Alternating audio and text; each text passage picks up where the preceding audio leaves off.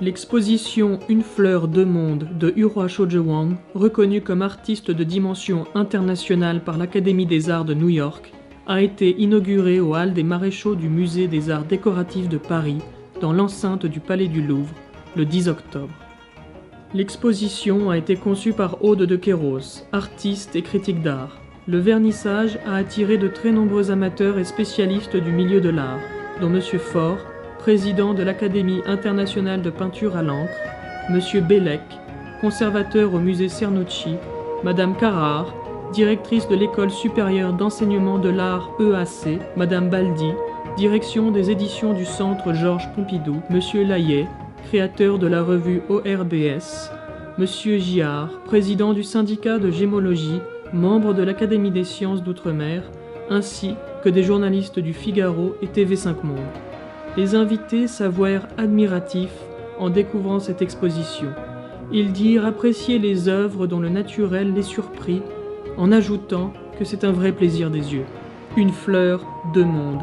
La fleur, représentation récurrente dans l'œuvre, trahit la source spirituelle de l'artiste américaine née en Chine et invite le spectateur à s'enivrer de ses senteurs poétiques.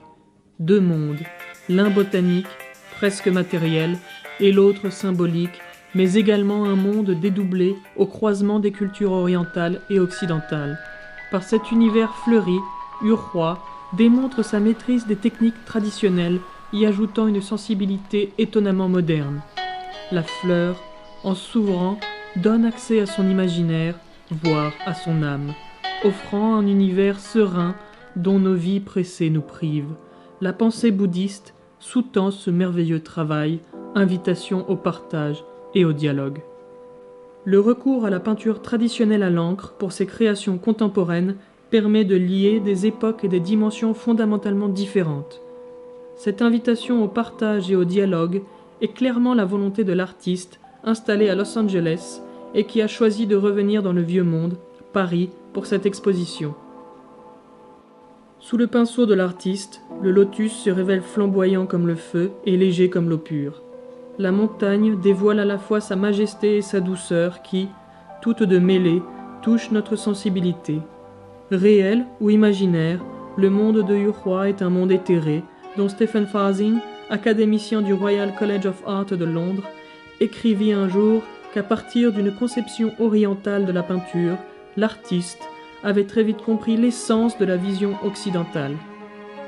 Dans l'œuvre, nulle place n'est faite à la perspective, ce qui n'enlève rien au réalisme de ses compositions.